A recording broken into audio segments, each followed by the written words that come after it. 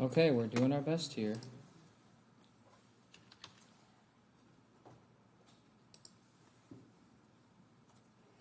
Did they whitelist Discord for me?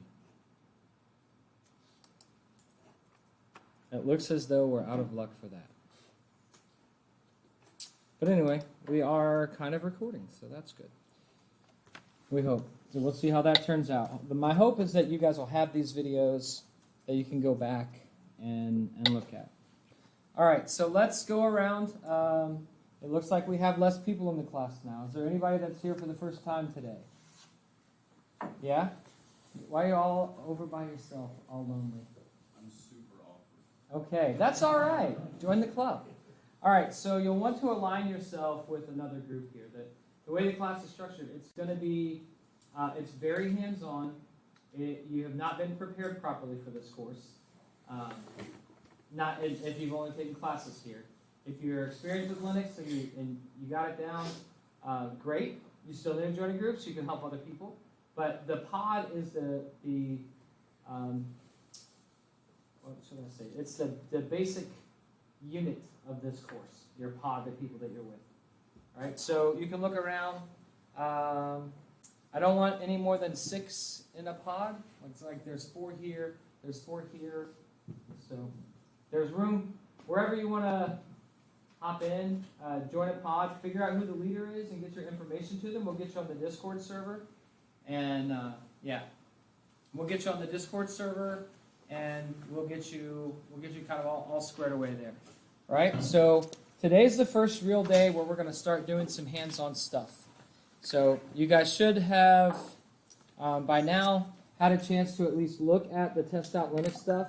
If you haven't, you need to start and take a look at what that's going to be, because it's going to eat you alive if you wait too long, and it's going to be hard to complete some of the stuff because we're going to build on things that we've learned, right? So we're gonna learn little bit by little bit. About the test out stuff. Uh-huh.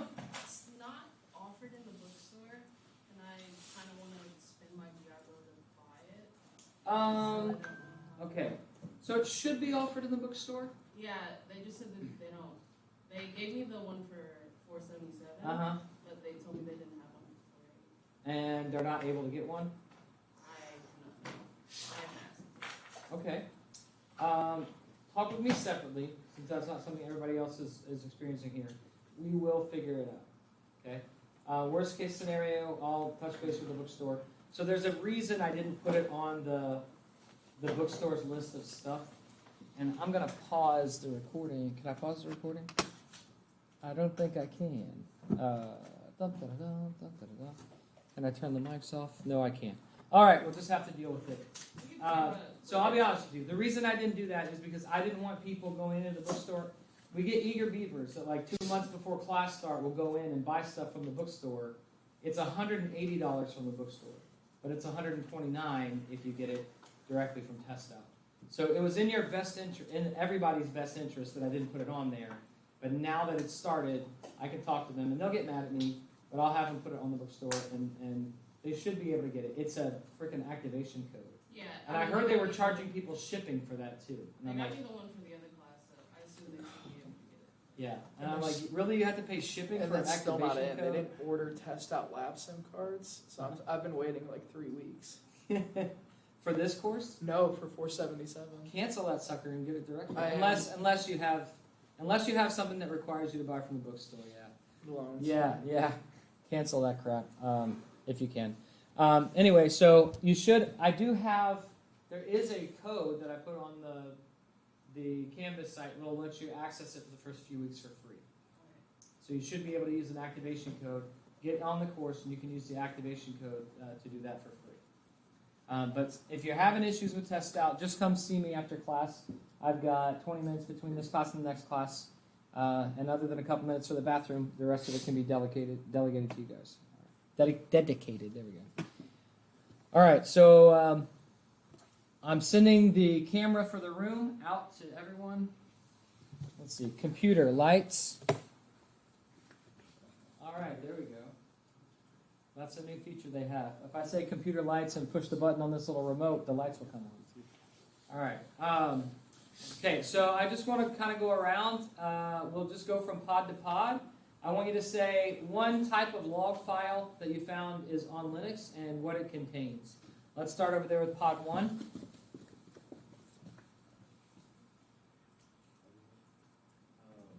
So what I asked you guys to do for the kind of homework that's not really graded was to look and see what type of logs are on Linux systems that you might be able to get information from.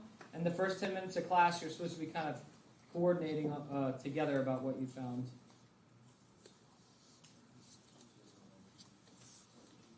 All right, we'll come back to you. Pod 3 over here. Right? Oh, we're pod 3? Yeah. Oh, we just look our Yeah, we looked talk at about just auth logs. authentication logs. Okay. It's like Well, tell me something about the auth.log file. What's in there? It's like authorization. So like if you go in, log in, it tells you like what time or if you failed, stuff like that. Mm-hmm. Yeah, so it does talk about that, but there's lots of other crap in there too. Yeah, it's like whenever we had an assignment on it here, Yeah, and it had a lot of things in it. you did have one. So we'll dive into that and we'll grab that. Pod 4, did you guys figure out any logs that are on Linux systems that you can get stuff from besides auth.log? What'd you say? Event log? What's that? Basically, used to check what's going on in the system.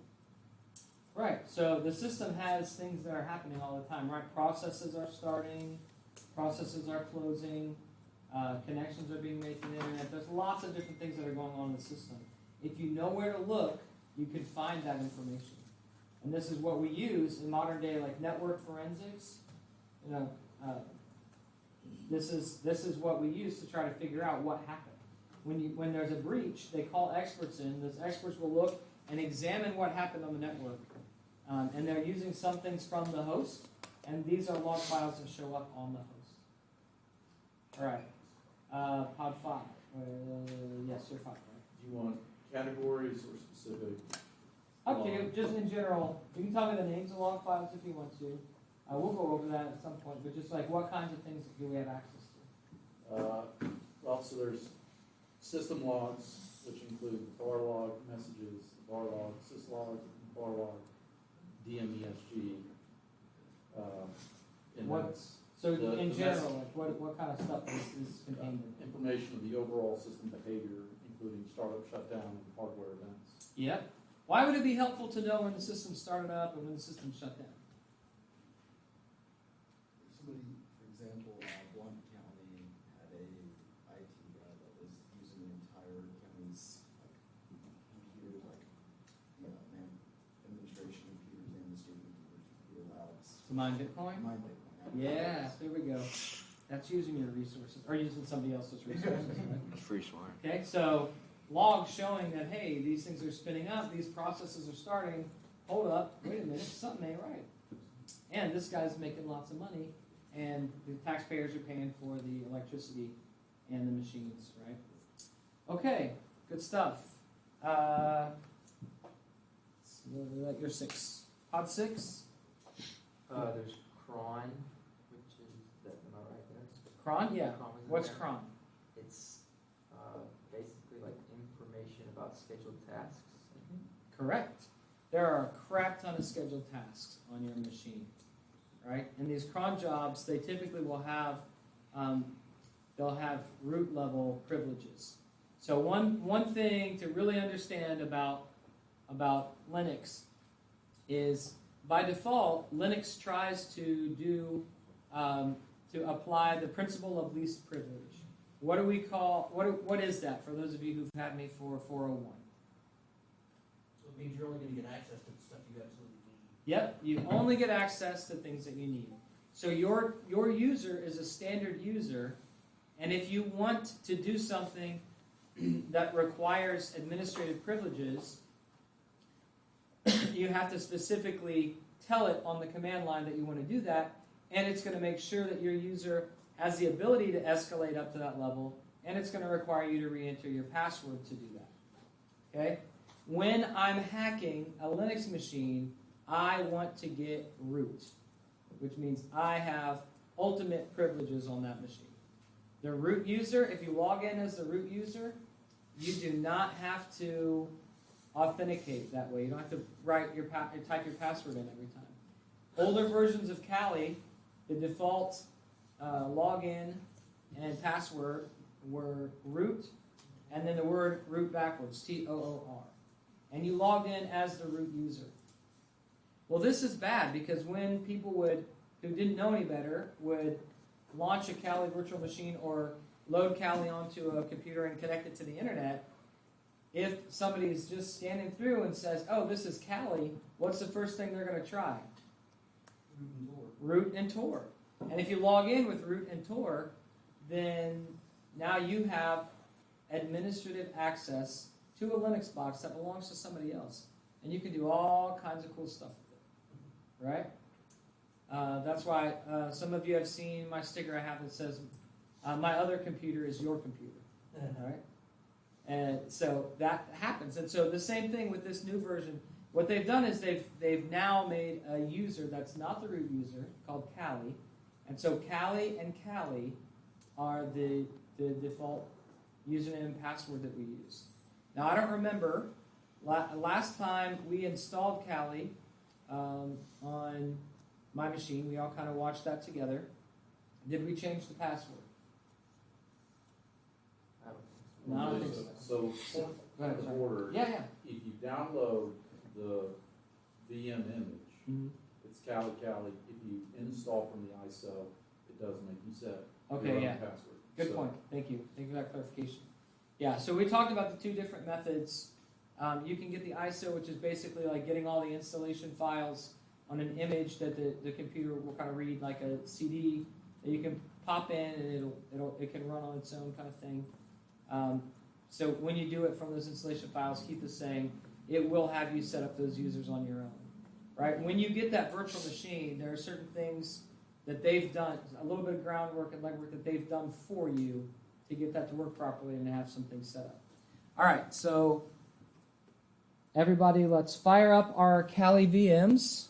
And to answer your question, I don't think we did change the password. yeah, let's fire up our Kali VMs. And the first thing I want us to do is to get those passwords changed. So I'm going to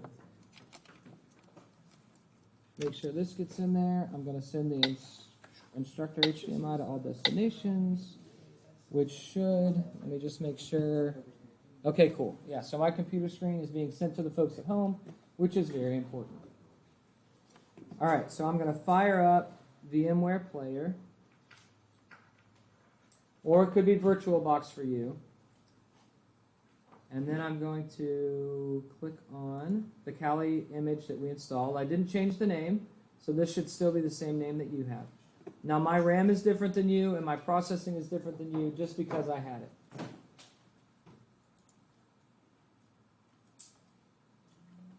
And for those of you that are new, don't worry. This will be recorded, and we can get you spun up so you can look over somebody's shoulder if you need to today.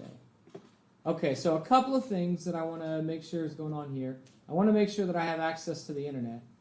Okay, but before I do that, I'm going to get really annoyed if I have to deal with this small screen. So I can go up here and click this Enter Full Screen Mode, and that should expand it for me. If I need to get out of that, I go hover over around the middle, and I can click this button here and get back down. But I really don't like that this is so small, so I can change right here. I can just click on that little dragon at the top left and type in display.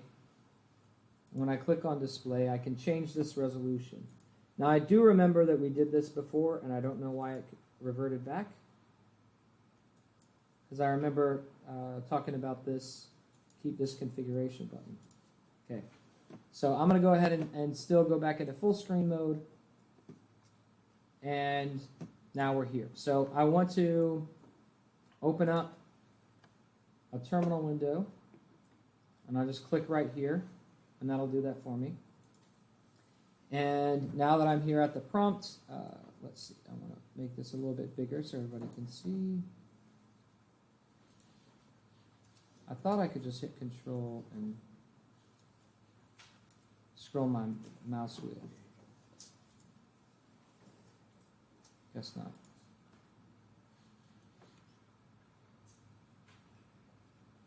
All right, can everybody see that now? Is that big enough? All right, so I want to change my password.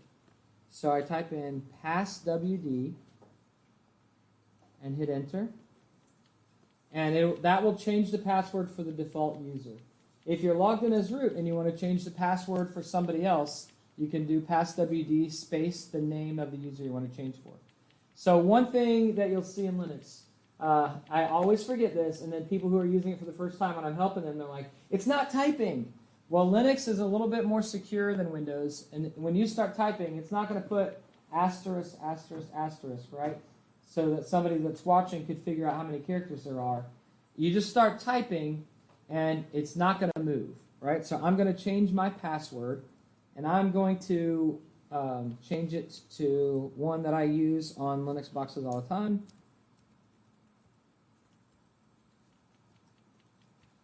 What I hear is you reuse passwords. I do on generic Linux instances. I sure do. You know why? Because if I don't, I will forget them, and then I have to show people how to change the root password, or change the password, and it becomes an unscheduled lab. Oh yeah, because you have to put the current password in first. Yeah, I did that on purpose to show you, just in case you get that error. You have to type in the current password, which is Callie, and then you can change the password. There we go.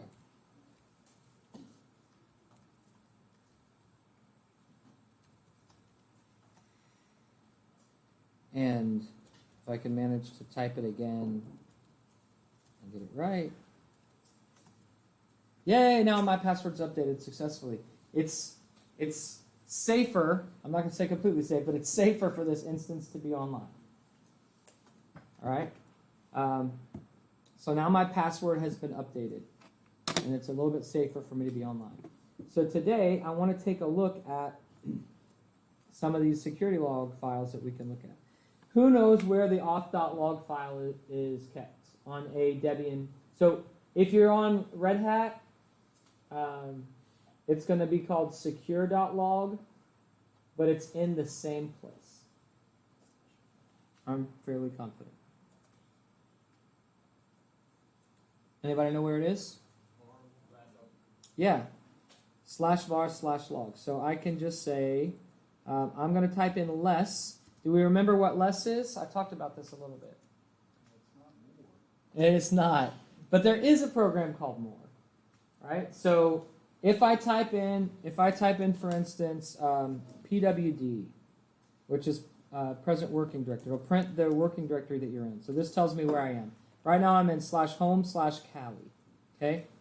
I can type ls to list the contents of that directory. And I can do an ls dash, is it big R or little r? I don't remember. All right, big R, to do a recursive. Doesn't look like I have anything in any of these other files. And I can do an ls, and then I can do la to list it in long form. Let's do those separately, right? ls-l will list these in long form, which shows me, is it a directory, which is this first piece right here. It'll be a D if it's a directory, it'll be a dash if it's not. And then it tells me for specific groups, what is their access. So this is for the owner, this is for the group, and this is for everyone. So read, write, and execute is what I as the owner can do. And it tells me I'm the owner because here's the owner and here's the group. I do have my own group that's just for my stuff. And then the group can do read and execute, and everyone can read and execute. We can change these, and I'll talk about that later. But right now I'm just telling you what you see here. So you see the permissions. What does this 2 mean? Does anybody know?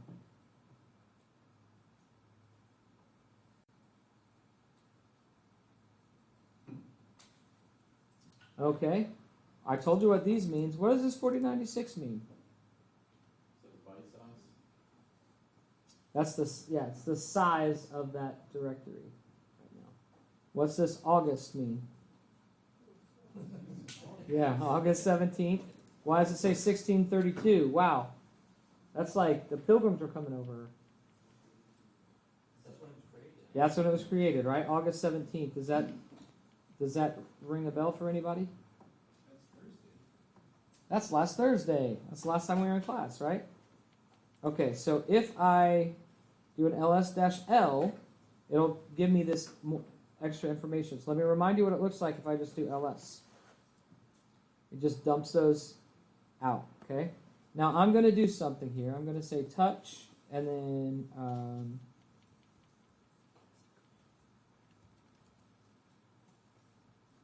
all right, and then if I do ls, you'll see now we have a new entry in here when we do a listing a directory.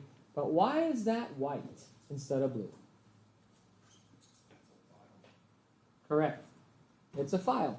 So in this version, it's nice and color-coded. If you were to SSH into this machine, you wouldn't get the pretty color coding, right? So this helps me tell that that's a file.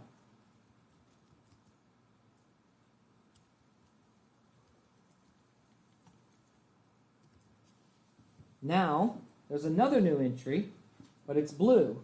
And it's blue because it's a directory.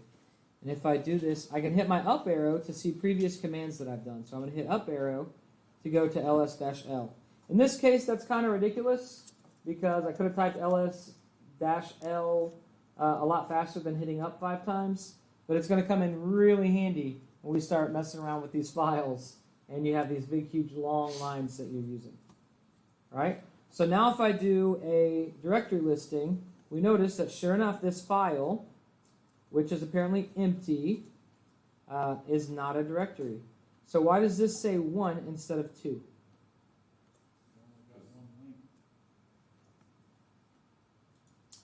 What do you mean when you say it only has 1 link?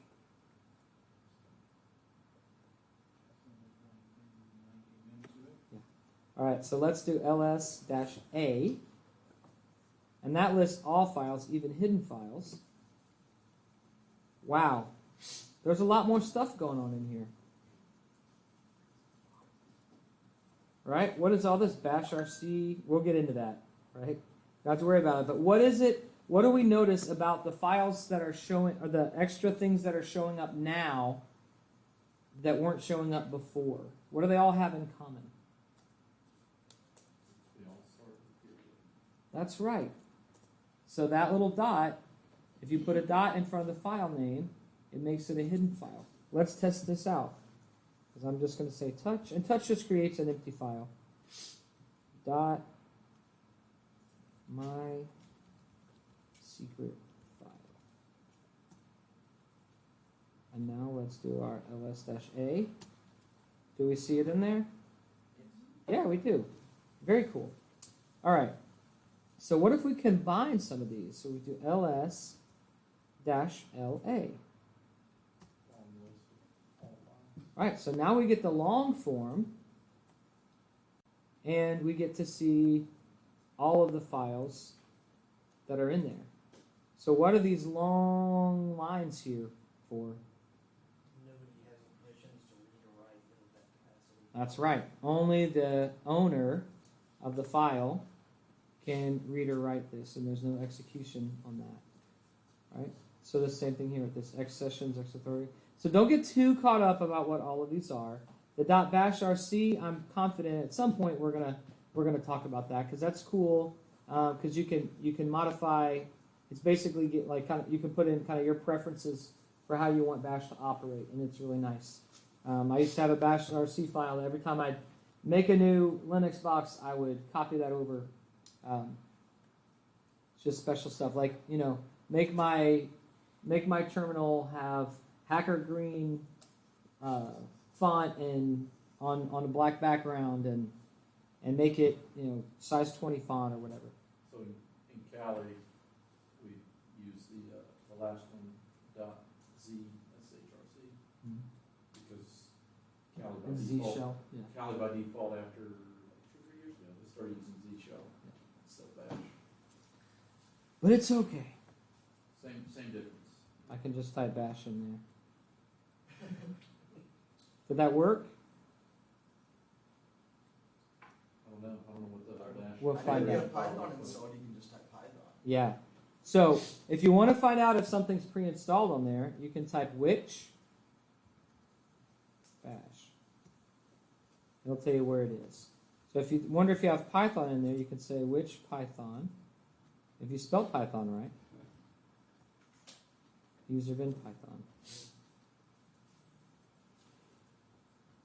Right? Let's see if it got milk. All right, so it came back with nothing, which means milk is not installed on here. Let's find out if they have ice cream because. Oh, all right. So here's a problem, and I want to point it out right away. When you type something on the command line, the first thing that you type, it's expecting to be the tool or the utility that you're going to use. And then you put a space, and you're going to start putting in arguments for that utility. And every time you put a space, it thinks you're moving to a new argument, right? And with the only exception there being flags or options are usually preceded with a dash, and sometimes those take an argument, and sometimes they don't. If that's confusing, it's okay for now. We'll ease into this.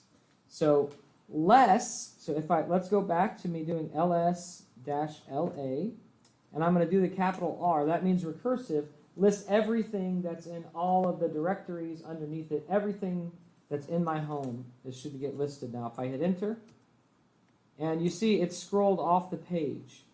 Well, there are some things that if I type in here,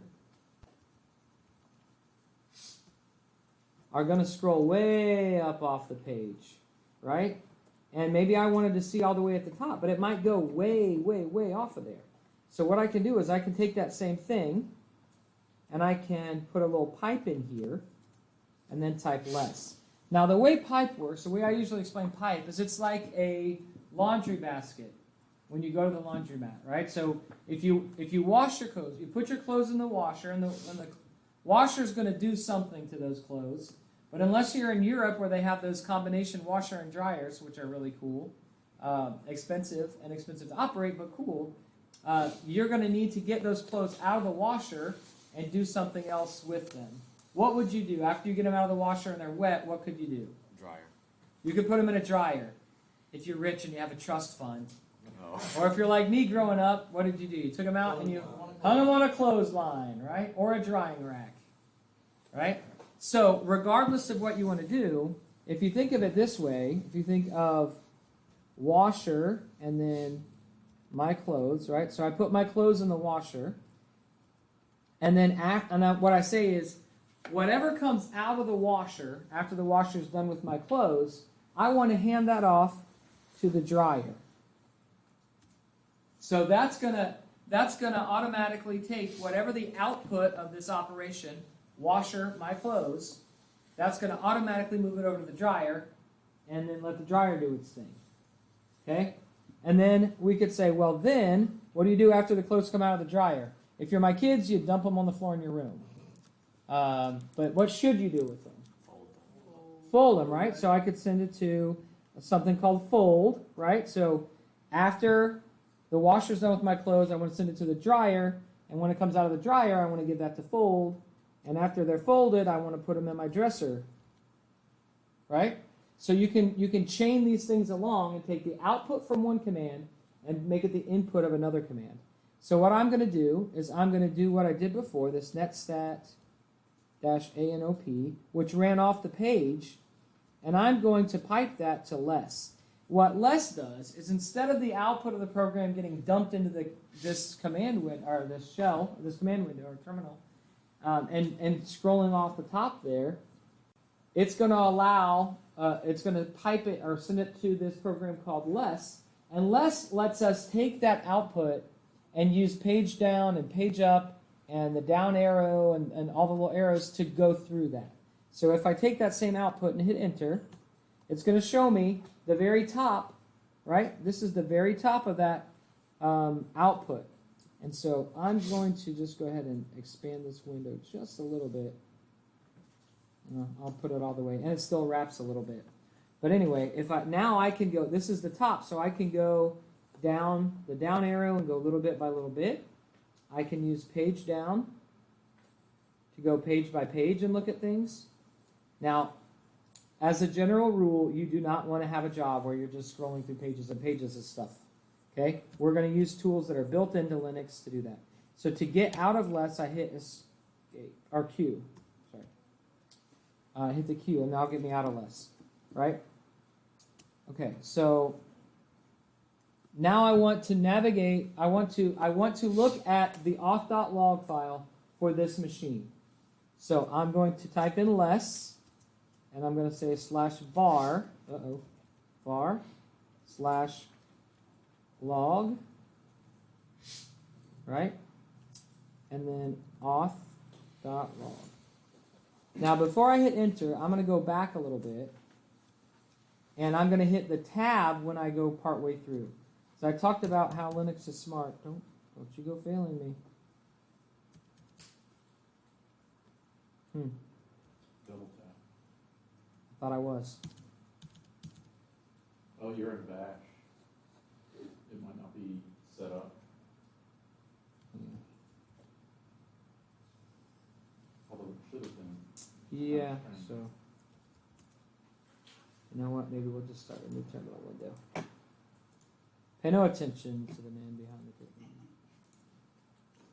You were mentioning something earlier about finding if you were connected to the internet or not. Oh, if you go up here to this icon and hover over it, it'll tell you.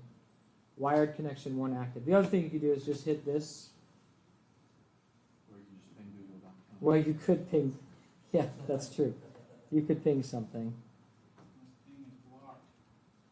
That's true. If they turned ICMP off.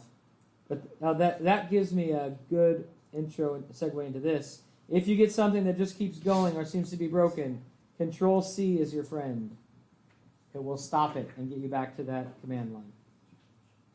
Okay, so now I want to type in less /var, and we'll go over some of the file structure of Linux and what's in these different folders.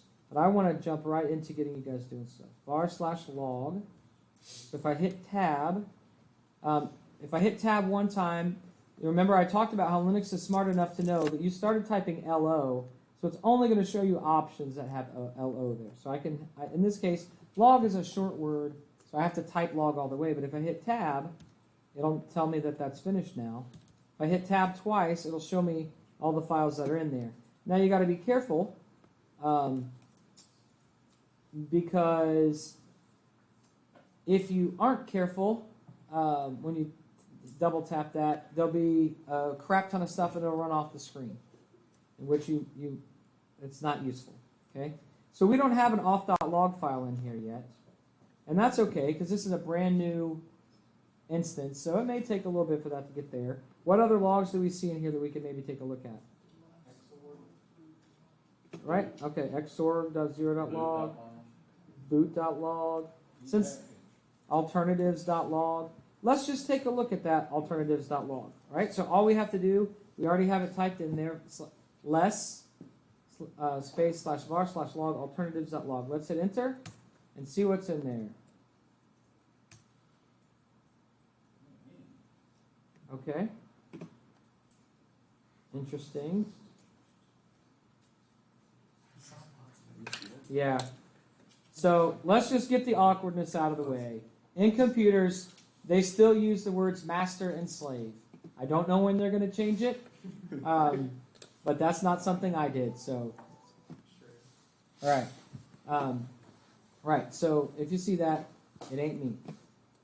All right. So what is this file? Well, we'll have to read up and figure out what it is. But it looks like it's got some list of things that are going on here. Link group traceroute updated. Okay. Traceroute DB. So we don't know what that file is, but we're just exploring right now. Okay. So instead of alternatives.log, let's look at that boot.log. Permission denied. Well, dadgummit. We had a good run, guys. Class is over. right? So I remember I talked to you about you have to have permissions. So what you need to type here. Now, right as soon as I pronounce this, we're going to have some divisiveness, Better get it right. right? So some people will shiv you if you pronounce this a different way than they do. So here are the two, and if you pronounce it a different way than these two ways, everybody will shiv you, and you probably deserve it. Okay, so what this stands for is super user do. Super user do. All right? Some people pronounce it sudo because it's from super user do. It is. Yes, it is. There is a And the GIF Emacs GIF and Vim. argument on everything Linux. Yes. Okay. Yeah, everything Linux. Oh yeah, don't get people started talking about XFCD versus GNOME. Like we'll all die. And VI versus Emacs. Oh gosh. Yeah. All right. So you can say sudo, right? Because it stands for super user do, or sudo, right? And a lot of it depends on how you heard it first pronounced when you were learning Linux. I think the reason that we have sudo, there are purists that say sudo. The reason we have sudo out there is because if you were just going to read that as an English speaker, how would you pronounce it? Sudo, right? So, do I care which way you pronounce it? Absolutely. I do not. I really don't. Okay? But there are people that if you pronounce it the way that's different than them, just watch your back when you're walking to your cars, I'll have to say, right? So call it what you want. I will probably say sudo, just to get that awkwardness out of the way for people who want to call it that. So this means super user do. This is like in Windows, you know, when you try to do something and the little thing pops up and says, hey, do you want to allow such and such to do this thing to your computer? And you have to click yes on there. Or if you set it up properly and you're not using an administrator as your everyday account, which is highly recommended, then you have to type a username and password of an administrator in to get to use it.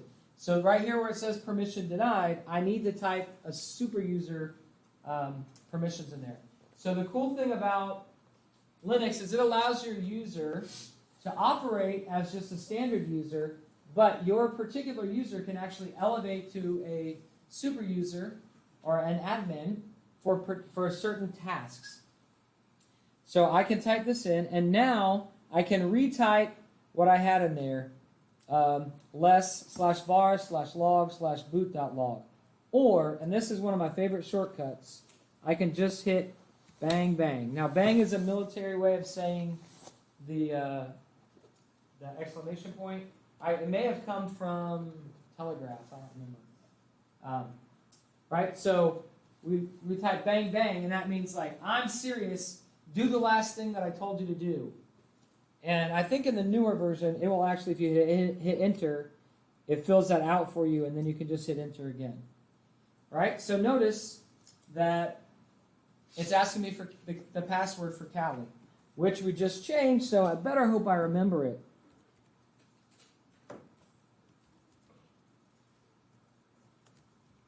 What is it going to do if you're not in the sudo list? Then it'll yell at me. Okay, it says /var/log/boot.log may be a binary file. See it anyway? I don't know. It's like a parental warning or something. Do we wish to enter the site? Yeah. Ah! This doesn't necessarily look like a binary file, but I don't understand what's happening. Started, finished, set up temp file services. Okay, so as we scroll down here, do we see any times? Yeah, mounting, mlog rotate.timer. Yeah, we don't understand this, but it's a file. And we can figure out, it's a standard file that's on here, we can kind of figure that out. Well, Right. That 32M, is it basically saying it's been 32 minutes since this instance of Kali was booted up? I don't know. Maybe. Because that would. Does that track? Yeah. Okay. Probably about right. And then something failed to start at 31 minutes. So console-setup.service. Set console font and keyman. Okay. So do we have to understand all these log files? No.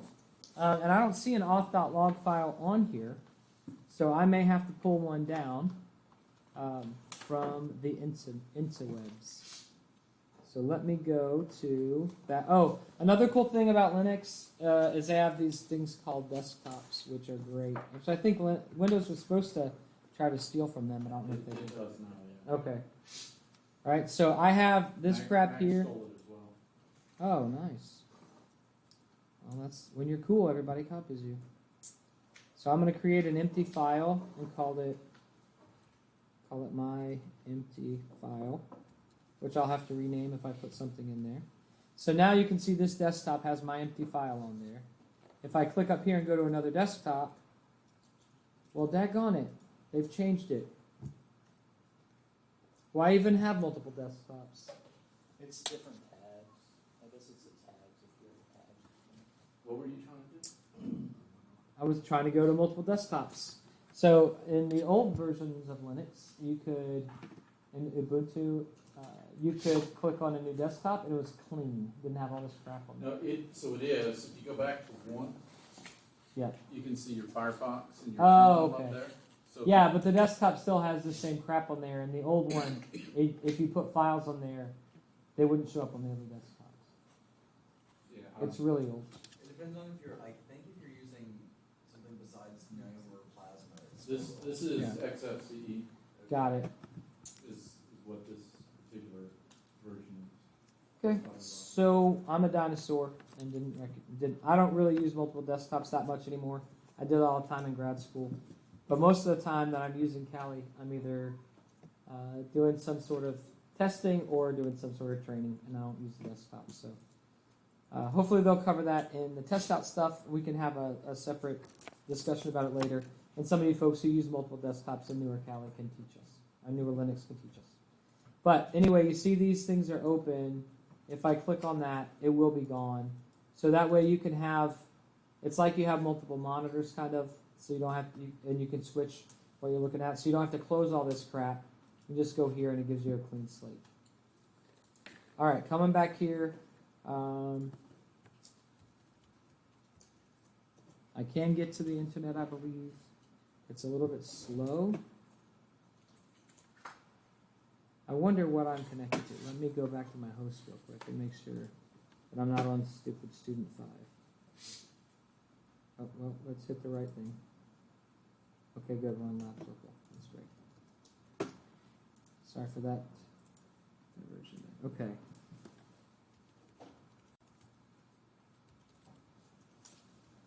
Let's see if we can find a random auth.log file on the internet.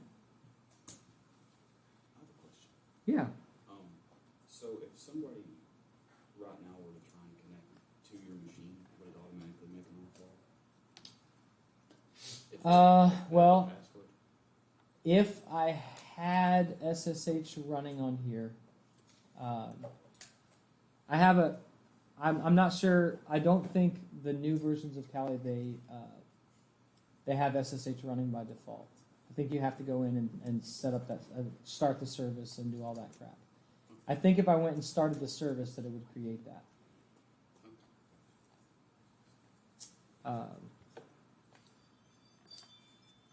Don't know for sure.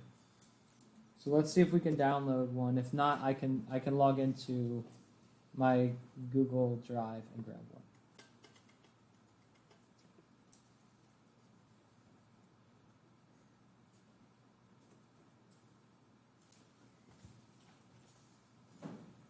I've never tried to do this before.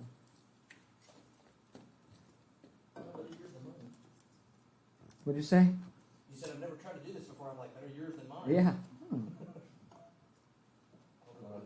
Put a document type. Oh, I could do that.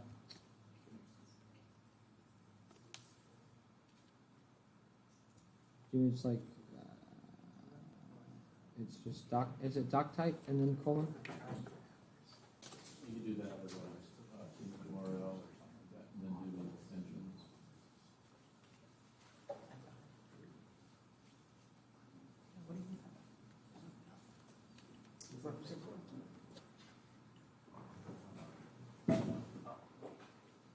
Yeah.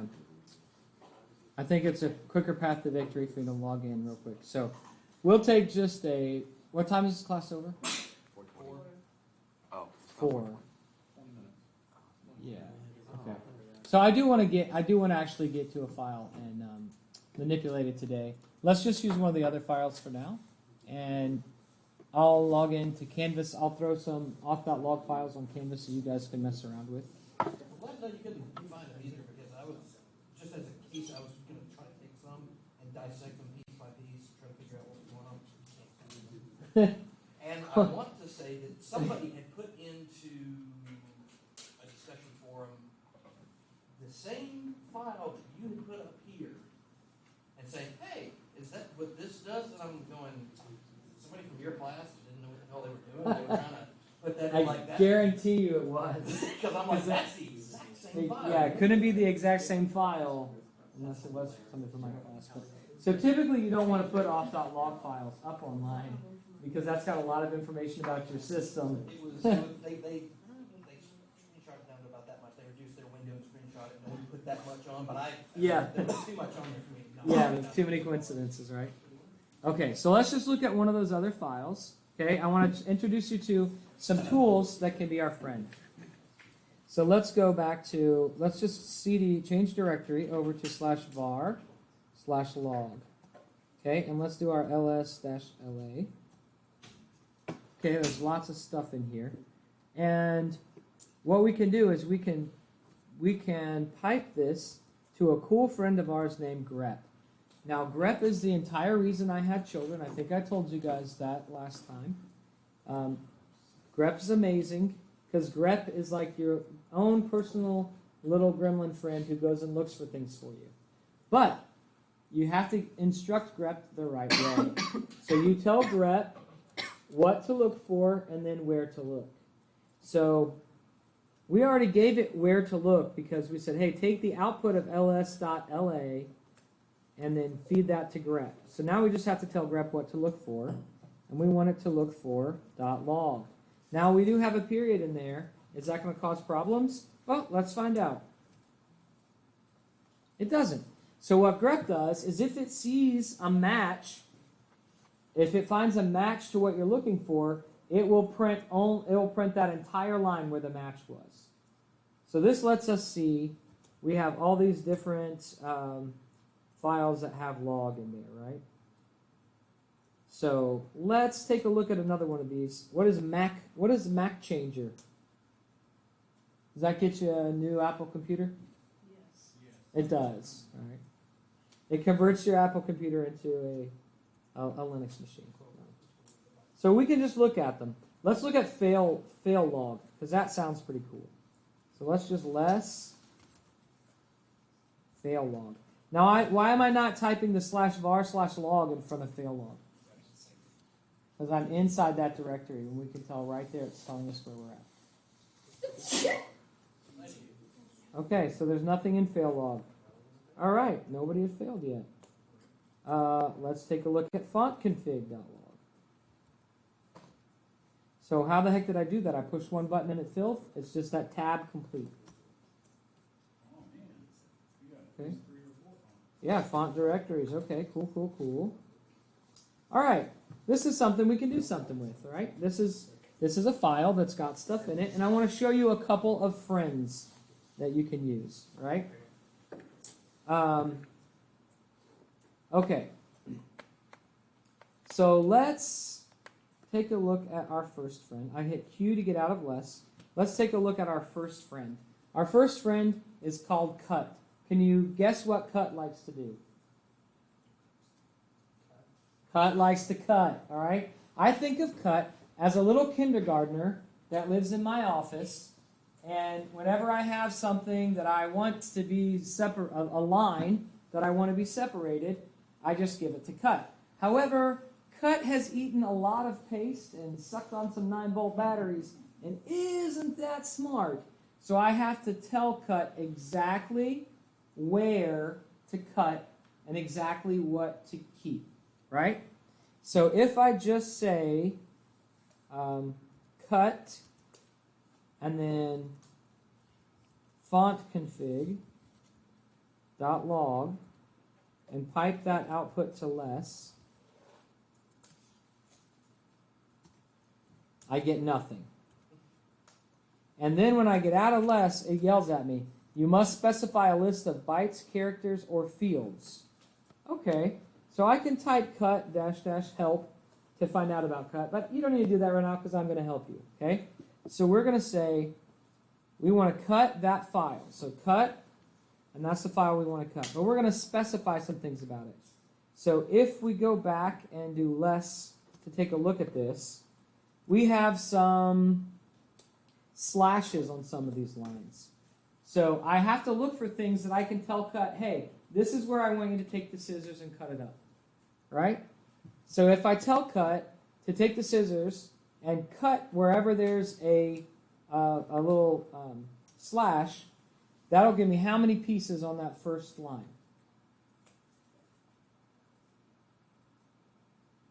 How many are you going to tell it to? I'm just going to tell it wherever there's a slash, I want you to cut.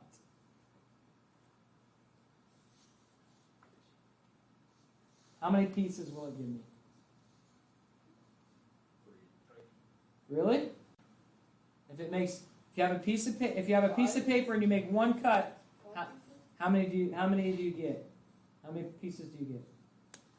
One piece of paper and you make one cut, it gives you 2 pieces. If you have one piece of paper and you make 2 cuts, how many pieces do you get? You get more than 2, right? Because you start out with 1. So don't forget the one that you start with. So if I make 3 cuts, I should end up with 4 pieces. But let's find out. Okay, so I'm going to hit Q to get out of there, right? And so when I tell cut to do its thing, I do a -D, and this stands for delimiter. Then I'm going to use a little quote and show what I want it to cut on. So I'm like, here, cut, good boy. Whenever you see one of these, I want you to cut that line. Okay? So if I just hit enter now, it's going to yell at me because still the same thing. I haven't told it what I want it to give back to me. So it throws it all in the garbage or eats it or whatever cut does when it runs out of paste. So now I have to tell it what to keep. So if I do a -F, then I say a field. And a field, that's the whole piece. So let's keep the second field. So I'll just put a 2 there.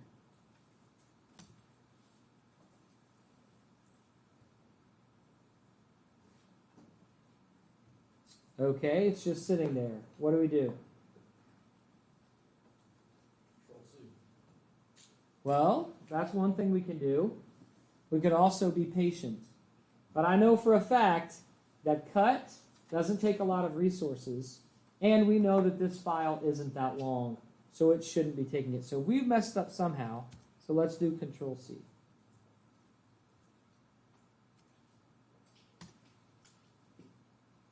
So we're really screwing this up. It's not working. So let's do what it suggested and do cut -- help. Okay. We could have piped that to less. Blah, blah, blah, blah, blah, blah, blah. Oh, wait a minute. We told cut what to use to cut on and what to keep, but we didn't give it anything. So what did we want to give it to cut? Does anybody remember? Fontconfig.log. Okay, look at that. So what do we get? We get a long list. This actually stands for Unix System Resources, but we always say user. We just pronounce it like it looks. Okay? So now let's go look at that original file again.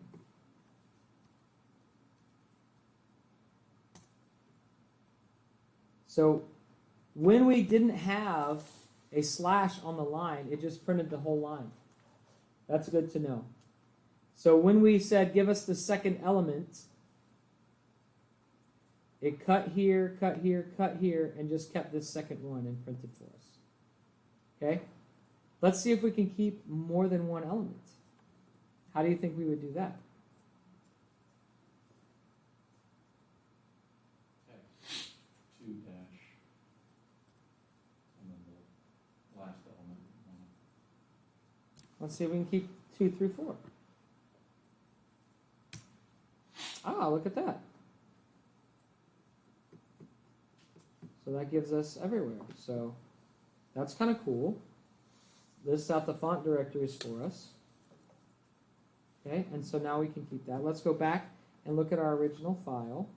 So one thing that I always tell people when you're doing these kind of operations, make sure you look at the data. Look at the data and make sure that your output is what you expect. Okay? So if we wanted to try to find all of the directories where fonts were, that's one thing that we could do with this file. That's one thing that we could do is try to list all the different directories where we find them. And well, that's what the file does. It's just listing all these directories. But then it's doing some other crap. So with the assistance of grep, we can get rid of pieces. We can do lots of manipulation of this. So we can format this the way that we want it to be. All right? So with cut is a cool friend. What if we wanted to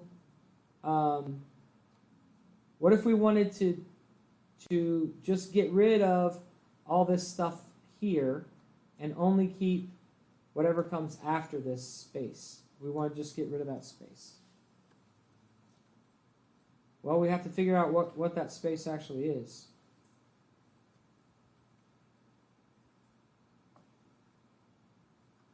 Is it a tab? How can we find out? Well, there's another little program we can use, and I have to run to my car after this class now. If I use Nano, it's a very lightweight little editor, and you can use VI, which you eventually should probably use, but now I can just go here and to the front of this line. If I hit the right arrow once and it hops there, what is that? It's a tab. Okay? It's a tab. So if I want cut to give me everything that comes after the tab, what should I tell it to use as a delimiter?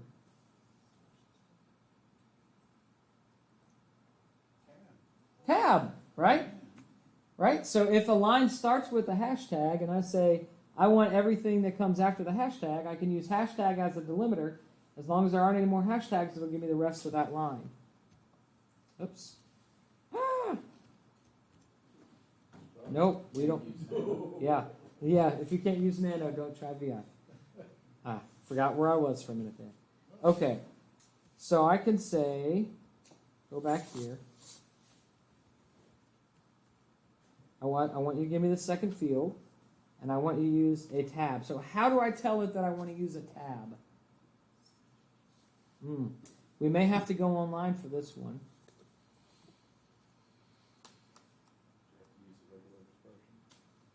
Let's find out. So cut line on tab Linux. And it may tell us to use a different tool. We'll find out. Because we have lots of friends that we haven't met yet. Yes, and said, and there's lots of things. Awk, if you're wanting to pull some stuff, yes, so we can definitely use awk. Are we searching? Because I don't know if you're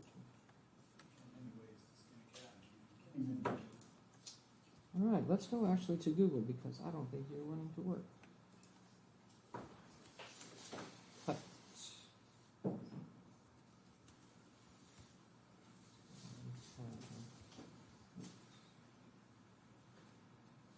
How to define tab delimiter within cut. Oh, there we go. 2 ways. Press Control plus V and then tab to use verbatim. Quoted insert. Cut -F2 -D.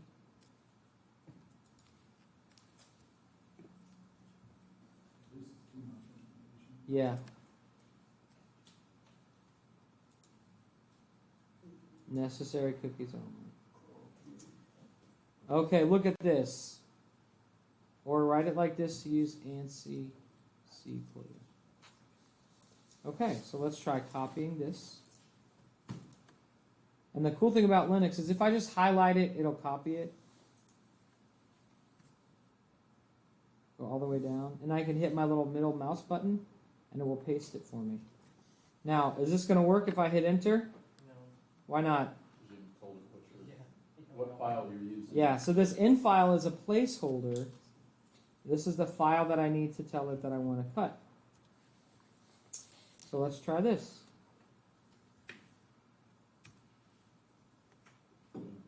Wow, looks like it did it. Looks like it did it. Okay.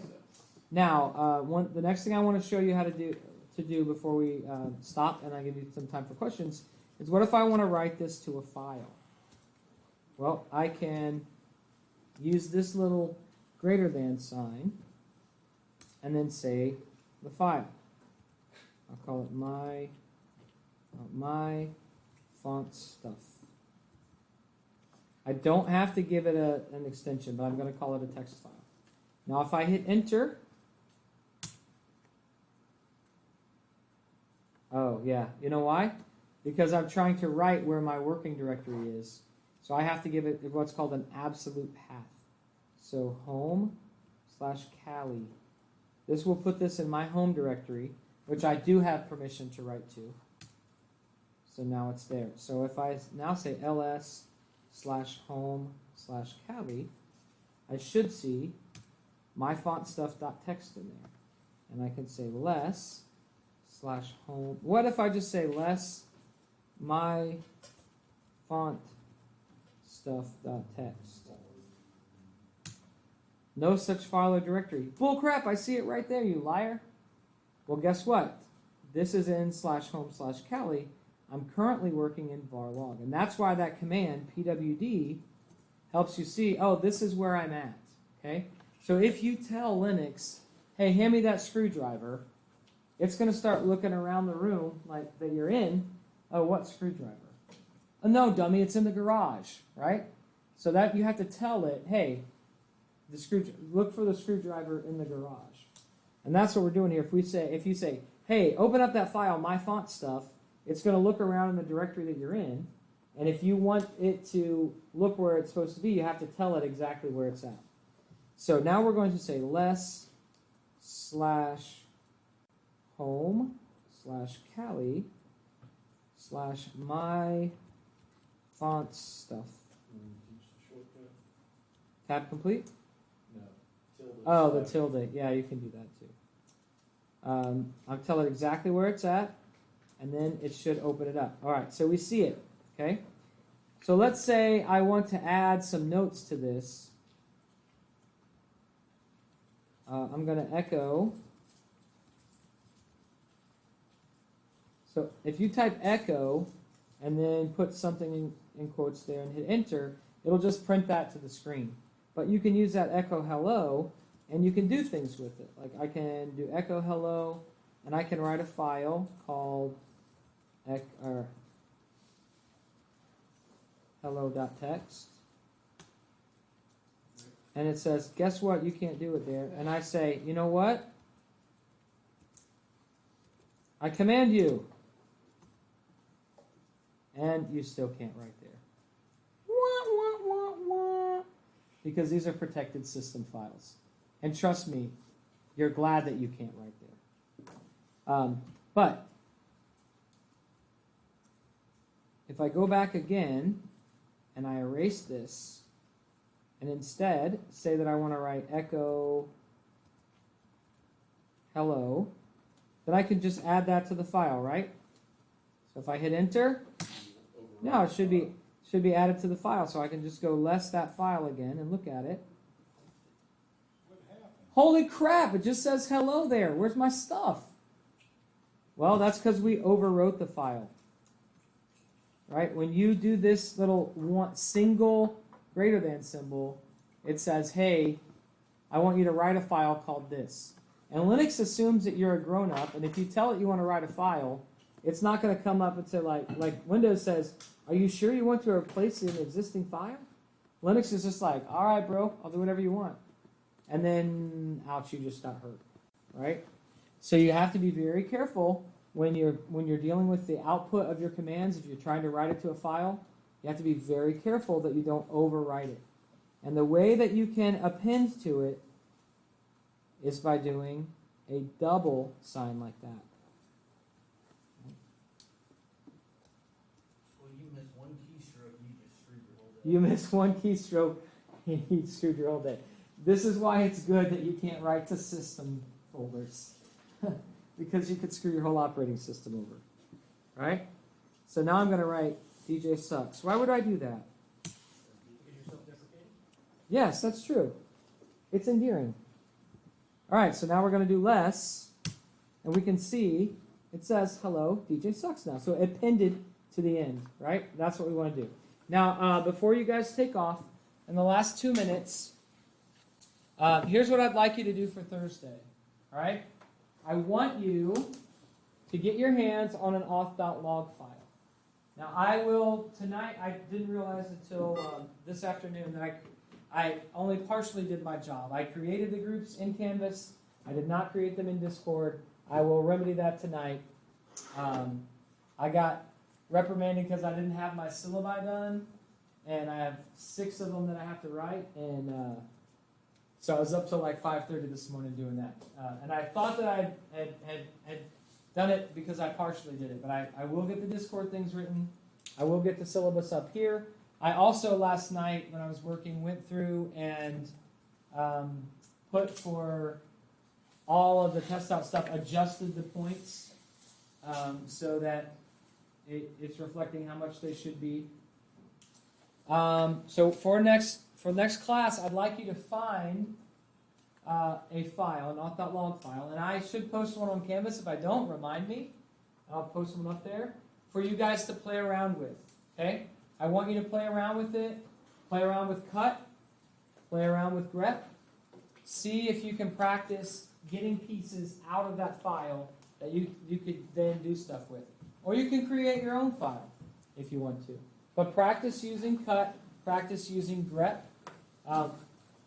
When we get back here on Thursday, we are going to start taking that auth.log file and seeing if we can pull information out of it. We're going to try to pull information out of it. And once we learn how to do that on the command line, the next step is we're going to write our first bash scripts. So we can make some scripts that will pull this information out for us instead of us doing it by hand. All right? So if you are experienced with Linux, you might think that I'm going really slow. If you're not experienced with Linux, you might think I'm going 100 miles an hour. I'm trying to aim for the middle here and hoping that you guys will help each other out. Those of you who have more experience can help out those of you who don't. Okay, any questions for me? All right, anybody freaking out because I don't have all the assignments for the whole semester in there? So say it's gonna be a long semester. All right, we're gonna work on this together a little bit at a time. I haven't taught this class before, so we're gonna go explore together, and we'll make those assignments. So this is probably one of the last times I'm gonna give you this little tough assignment, but please don't take it lightly. I need you to actually go in, find a file to play with, and practice using cut and grep. You're gonna need that when you come on Thursday.